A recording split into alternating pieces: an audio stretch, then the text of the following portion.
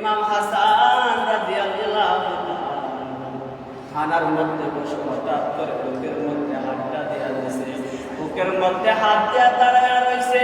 দাঁড়ায় আস্তে আস্তে আস্তে আস্তে বসতে চায়। হুসাইন রাদিয়াল্লাহু তাআলা ডাকতে বলে, ভাই হাসান, মানে কি হয়েছে?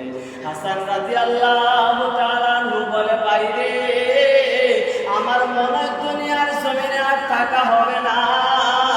আমার মনে হয় আর এই দুনিয়ার জমিনে থাকা হবে না। আমার নানার কাছে সালাম পৌঁছে আদি। যেই মাত্র হাসান রাদিয়াল্লাহু তাআলা বুকের মধ্যে হাতটা দিয়ে এই কথা বলতেছে, বলে, ভাই তোমার কি হয়েছে?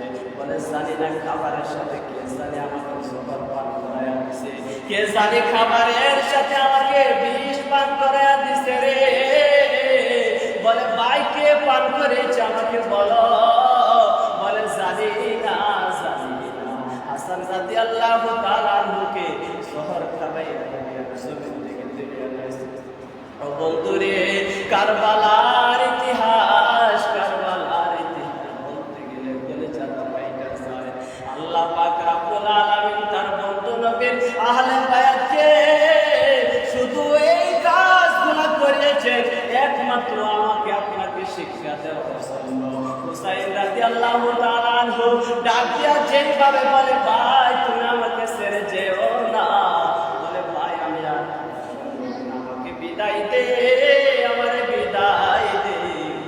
এ জানে আমাকে জহর পান করায়া দিছে। যে সময় হুসাইন হাসান রাদিয়াল্লাহু তাআলা দুনিয়া ছেড়ে চলে যায়, হুসাইন রাদিয়াল্লাহু তাআলা আনহু বিরহের গান গেয়ে বলে, ও ভাই কহে একবার শুনি, কে তোমারে খাওয়াইলো জহর রাসূলের পরাণে আমার সোনার চন্দ্রমণি। ও ভাই কহে একবার শুনি, কে তোমারে খাওয়াইলো জহর রাসূলের পরাণে আমার সোনার চন্দ্রমণি।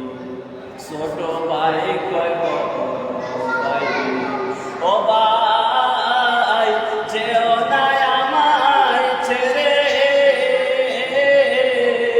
আজকে থেকে প্রাণ দিবসে আমি ভাই হারা হইয়া আমার সোনার চন্দ্রমণি।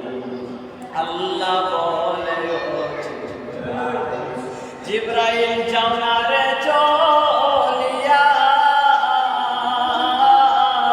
৭০,০০০ ফেরেশতা নাও না জানাজার লাগিয়া রে আমার সোনার চন্দ্রমণি।